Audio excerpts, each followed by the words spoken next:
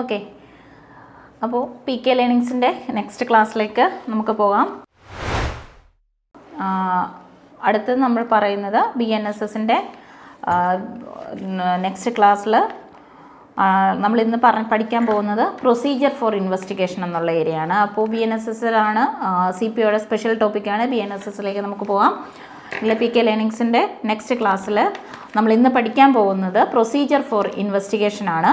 Section 176 എങ്ങനെയാണ് ഒരു അന്വേഷണം നടത്തേണ്ടത്, അതായത് അന്വേഷണം നടത്തേണ്ട നടപടിക്രമങ്ങളെക്കുറിച്ചാണ് നമ്മൾ പറയുന്നത്. 176 പ്രകാരം ഓക്കെ, 176 പറയുന്നു ഈ ഇൻഫർമേഷൻ എന്ന് പറയുന്നത് എന്നൊക്കെ നമ്മൾക്ക് ഇൻഫർമേഷൻ കിട്ടിക്കഴിഞ്ഞു. അത് ഏത് രീതിയിലാണ്, ചിലപ്പോൾ നേരിട്ട് വന്ന് പറയാം, അതല്ലെങ്കിൽ ഫോൺ വിളിച്ച് പറയാം. ഓക്കെ, അങ്ങനെ ഇൻവെസ്റ്റിഗേഷനുള്ള നമ്മൾക്ക് ഈ പറയുന്ന ഇൻഫർമേഷൻ കിട്ടിക്കഴിഞ്ഞാൽ ആദ്യം ചെയ്യേണ്ടത് എന്താണ്, ഇതുമായി സംബന്ധിക്കുന്ന ഒരു റിപ്പോർട്ട് കൺസേൺഡ് ആയിട്ടുള്ളൊരു മജിസ്ട്രേറ്റിന് അയക്കുക എന്നുള്ളതാണ്. അതായത് ഏത് മജിസ്ട്രേറ്റിനാണോ ഈ കൊഗ്നൈസൻസ് എടുക്കാനുള്ളത്, ആ കുറ്റം ചുമത്താൻ അധികാരമുള്ളത്, കുറ്റം ചുമത്തുന്ന മജിസ്ട്രേറ്റ് ആണല്ലോ, അപ്പം ഏത് കോടതിക്കാണോ അധികാരമുള്ളത് ആ കോടതിക്ക് ആദ്യം നമ്മൾ റിപ്പോർട്ട് അയച്ചു കൊടുക്കുന്നു. പോലീസ് റിപ്പോർട്ടിന്മേൽ അങ്ങനെ അയച്ചു കൊടുക്കുന്നു.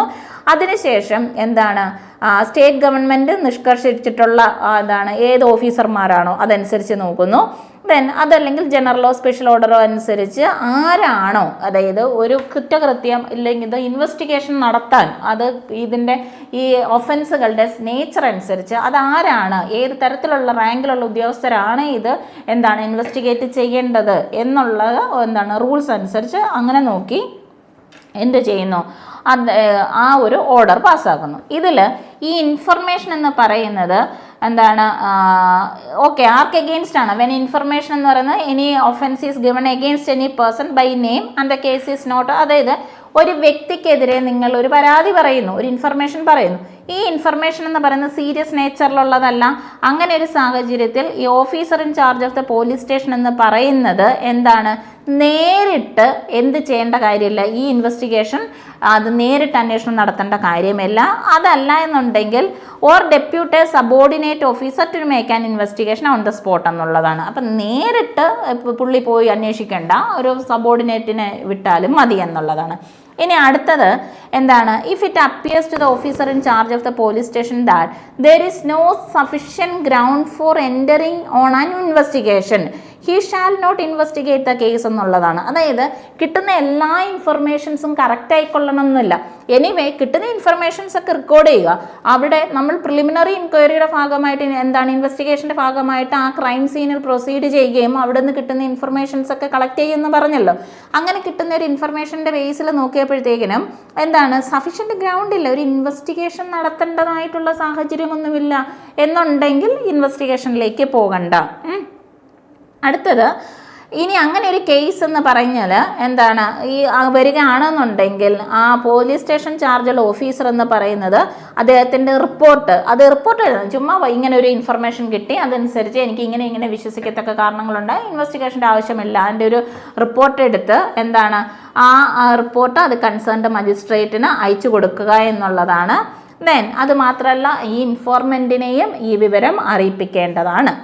ഇനി ഈ ഇതുപോലെ തരത്തിലുള്ള ഏത് ഇൻഫർമേഷൻ ആയിട്ടുകൊള്ളട്ടെ, commission of an offence which is made punishable for 7 വർഷമോ അതിൽ കൂടുതലോ ശിക്ഷ കിട്ടാവുന്ന തരത്തിലുള്ള ഒരു കുറ്റകൃത്യത്തെക്കുറിച്ച് ഇൻഫർമേഷൻ കിട്ടിക്കഴിഞ്ഞാൽ officer in charge of the police station, ആ സ്റ്റേഷൻ്റെ ചാർജുള്ള ഉദ്യോഗസ്ഥൻ അങ്ങനെ ഒരു വിവരം from such a date as may be notified within a period of 5 years by the state government in this regard, cause the forensic expert to visit the crime scene എന്നുള്ളതാണ്. അപ്പോൾ അടുത്ത പ്രൊവിഷൻ എന്ന് പറയുന്നത് ഓക്കെ, നമ്മൾക്ക് ഇങ്ങനെ ഒരു കുറ്റകൃത്യം, അതായത് ഇപ്പം കിട്ടിയ ഒഫൻസ് എന്ന് ഈ ഇൻഫർമേഷൻ എന്ന് പറഞ്ഞു കഴിഞ്ഞാൽ എവിടെ തൊട്ടാണ് 7 വർഷം 7 years മോർ പണിഷ്മെൻറ്റ് കിട്ടാവുന്ന തരത്തിലുള്ള കുറ്റകൃത്യങ്ങളെക്കുറിച്ചാണ് ഇൻഫർമേഷൻ കിട്ടിയിരിക്കുന്നത് എന്നുണ്ടെങ്കിൽ ഫോറൻസിക് എക്സ്പേർട്ടുകളെ ഉൾപ്പെടെ ആ ക്രൈം സീൻ വിസിറ്റ് ചെയ്യുകയും ഫോറൻസിക് എവിഡൻസുകൾ കളക്ട് ചെയ്യുകയും അത് മാത്രമല്ല ആ പ്രോസസ്സുകളുടെയൊക്കെ എന്താണ് വീഡിയോഗ്രാഫി മൊബൈൽ ഫോണിൽ അതിൻ്റെ എല്ലാം, അതുപോലെ തന്നെ അതല്ലെങ്കിൽ മറ്റേതെങ്കിലും തരത്തിലുള്ള ഇലക്ട്രോണിക് ഡിവൈസുകളിൽ ഇതെല്ലാം എന്ത് ചെയ്തിരിക്കണം, ഇൻഫർമേഷൻ വീഡിയോഗ്രാഫ് ചെയ്തിട്ടുണ്ടായിരിക്കണം. ഓക്കെ, അത് മാത്രമല്ല ഈ ഫോറൻസിക് ഫെസിലിറ്റി അവൈലബിൾ അല്ല എന്നുണ്ടെങ്കിൽ സ്റ്റേറ്റ് ഗവൺമെൻറ് എന്ത് ചെയ്യണം, ആ ഫെസിലിറ്റി കിട്ടുന്നത് വരെ എന്താണ് of that matter is developed or made in the state notify the utilisation of such facility of any other state എന്നുള്ളതാണ്. അപ്പോൾ സംസ്ഥാന ഗവൺമെൻറ്റിൻ്റെ അങ്ങനെ ഒരു ഫോറൻസിക് ഫെസിലിറ്റി നമുക്ക് കിട്ടുന്നില്ല എന്നുണ്ടെങ്കിൽ മറ്റേതെങ്കിലും സ്റ്റേറ്റ് ഗവൺമെൻറ്റിൻ്റെ എന്താണ് മറ്റ് സ്റ്റേറ്റ് ഗവൺമെൻറ്റിൻ്റെ ആ തരത്തിലുള്ള ഫെസിലിറ്റികൾ ഉപയോഗിക്കുക. കാരണം ഈ എവിഡൻസുകളൊക്കെ എത്രയും വേഗം വേണ്ടതല്ലേ, അത് നശിച്ചു പോകാൻ പാടുള്ളതല്ലോ. അതുകൊണ്ട് ഇനി അടുത്തതാണ് എങ്ങനെയാണ് റിപ്പോർട്ട് സബ്മിറ്റ് ചെയ്യേണ്ടതെന്നാണ് അടുത്ത പറയുന്നത്. അപ്പോൾ റിപ്പോർട്ട് എന്ന് പറയുന്നത് ഓക്കെ, അപ്പം നമ്മൾ ഇൻഫർമേഷൻ കിട്ടി, ചില ആ ഇൻവെസ്റ്റിഗേഷൻ സ്റ്റാർട്ട് ചെയ്യുന്നു. ആ റിപ്പോർട്ട് ഇൻവെസ്റ്റിഗേഷൻ്റെയൊക്കെ റിപ്പോർട്ട് എന്ന് പറയുന്നത് ഈ എവരി റിപ്പോർട്ട് എന്ന് പറയുന്നത് മജിസ്ട്രേറ്റിന് 176 അനുസരിച്ച് മജിസ്ട്രേറ്റിന് റിപ്പോർട്ട് അയക്കണം. അങ്ങനെയാണെന്നുണ്ടെങ്കിൽ സ്റ്റേറ്റ് ഗവൺമെൻറ് ചില ഡയറക്ഷൻസ് പറയുന്നുണ്ടെങ്കിൽ അങ്ങനെ എന്താണ് സ്റ്റേറ്റ് ഗവൺമെൻറ്റിൻ്റെ ഡയറക്ഷൻ ഉണ്ടെന്നുണ്ടെങ്കിൽ സുപ്പീരിയർ ഓഫീസർമാർ മുഖേന്തരം, അതല്ല എന്നുണ്ടെങ്കിൽ ജനറൽ അല്ലെങ്കിൽ സ്പെഷ്യൽ ഉത്തരവ് എല്ലാം നിൽക്കുന്നുണ്ടെങ്കിൽ ആ സുപ്പീരിയർ ഓഫീസർ വഴി മജിസ്ട്രേറ്റിൻ്റെ അടുത്ത് ഇത് റിപ്പോർട്ട് സബ്മിറ്റ് ചെയ്യുക. അങ്ങനെ ഒരു സുപ്പീരിയർ ഓഫീസർ എന്ന് പറയുന്നത് എന്താണ് ഇൻസ്ട്രക്ഷൻസ് ഒക്കെ കൊടുക്കാവുന്നതാണ്. ഈ എന്താണ് ഈ എങ്ങനെ സബ്മിറ്റ് ചെയ്യണം എന്നൊക്കെ ഉള്ളതിൻ്റെ ഇൻസ്ട്രക്ഷൻസ് ഒക്കെ കൊടുക്കാവുന്നതാണ്. ഇനി അടുത്തതാണ് 178 പ്രകാരം power to hold investigation or preliminary inquiry എന്നുള്ളതാണ്. അന്വേഷണം എന്ന് പറയുന്നത് പ്രാരംഭികമായിട്ടുള്ളതോ അന്വേഷണ വിചാരണ നടത്തുന്നതിന്, അതായത് power to hold investigation or preliminary inquiry.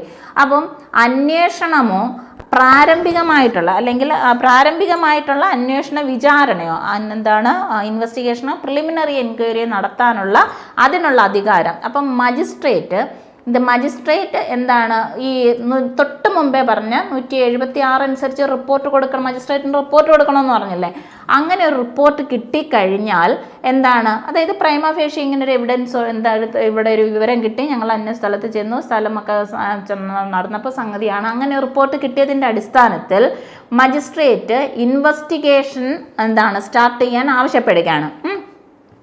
Okay, അപ്പോൾ തന്നെ പ്രൊസീഡ് ചെയ്യുകയോ അതല്ല എന്നുണ്ടെങ്കിൽ മജിസ്ട്രേറ്റിന് നേരിട്ട് ഉത്തരവ് കൊടുക്കുകയോ ആ ഇൻവെസ്റ്റിഗേഷൻ സ്റ്റാർട്ട് ചെയ്യാൻ ആവശ്യമായിട്ട് ഓക്കെ, അതല്ലെങ്കിൽ മജിസ്ട്രേറ്റിന് സബോർഡിനേറ്റ് ആയിട്ടുള്ള മറ്റേതെങ്കിലും ഡെപ്യൂട്ടി മജിസ്ട്രേറ്റ്മാരോ അങ്ങനെ എല്ലാവരും ഉണ്ടെന്നുണ്ടെങ്കിൽ സബോർഡിനേറ്റ് മജിസ്ട്രേറ്റ്മാരെ അത് ഏൽപ്പിക്കുകയോ ചെയ്യുക എന്നുള്ളതാണ്. ഓക്കെ, അടുത്ത പറയുന്നത് 179 പ്രകാരം police officers power to require attendance of witness എന്നുള്ളതാണ്. അപ്പം 179 സാക്ഷികൾ ഹാജരാകണം എന്ന് പറയാൻ പോലീസ് ഉദ്യോഗസ്ഥർക്കുള്ള അധികാരമാണ് 179 നമ്മൾ പറയാൻ പോകുന്നത്. സാക്ഷികൾ ഹാജരാകണം എന്ന് പറയാൻ പോവുകയാണ്. അപ്പോൾ ഇതിൽ ഒരു police officer, any police officer making an investigation, അപ്പോൾ ഈ സംഹിത പ്രകാരം അല്ലെങ്കിൽ ഈ ചാപ്റ്റർ പ്രകാരം ഇൻവെസ്റ്റിഗേഷൻ നടത്തുന്ന ഒരു പോലീസ് ഉദ്യോഗസ്ഥൻ ഒരു റൈറ്റിങ്ങിൽ എന്താണ് ഒരു ലിഖിതമായിട്ട് ആവശ്യപ്പെടാവുന്നതാണ് റിക്വയർ അറ്റൻഡൻസ്. അപ്പം ഒരു അന്വേഷണ ഉദ്യോഗസ്ഥന് അദ്ദേഹത്തിൻ്റെ മുമ്പിൽ വരാൻ ഒന്നുകിൽ എന്താണ് ഒരു നോട്ടീസോ ഒരു റൈറ്റിങ്ങിലുള്ളതോ എന്താണ് ഒരു ഡയറക്ഷൻ പറയാവുന്നതാണ്. ഒന്നുകിൽ before him or himself or ഇനി മറ്റേതെങ്കിലും വ്യക്തികളുടെ മുമ്പിലോ ഹാജരാകാൻ പറയുകയാണ്, നിർദ്ദേശിക്കുകയാണ്. എന്തിനു വേണ്ടിയിട്ടാണ്? ഇൻവെസ്റ്റിഗേഷൻ്റെ ഭാഗമായിട്ടാണ്. അപ്പോൾ ഒന്നെങ്കിൽ within the limits of his own or any adjoining station എന്നുള്ളതാണ്. അപ്പോൾ ഈ ഒരു സ്റ്റേഷൻ്റെ പരിധിയിലാണെന്നുണ്ടെങ്കിൽ ഇവിടെയോ അതല്ലെങ്കിൽ ഈ മറ്റേതെങ്കിലും സ്റ്റേഷൻ്റെ പരിധിയിൽപ്പെട്ട ആൾക്കാരുടെ അടുത്തോ ഇവിടെ വരാം, ഇവിടെ വന്ന് ഈ അന്വേഷണവുമായിട്ട് സഹകരിക്കാൻ, നിങ്ങളുടെ ചില ചോദ്യങ്ങൾ ചോദിക്കാനുണ്ട്, ഇവിടെ വാ എന്ന് നമുക്ക് ആവശ്യപ്പെടാവുന്നതാണ്. ഓക്കെ, ഇനി അത് മാത്രമല്ല ഈ കേസുമായി സംബന്ധിച്ച ഫാക്റ്റുകൾ സർക്കംസ്റ്റാൻസുകളൊക്കെ ഒന്ന് അസർട്ടൈൻ ചെയ്യാൻ, ചില വിവരങ്ങൾ അറിയാൻ വേണ്ടിയിട്ടാണ്.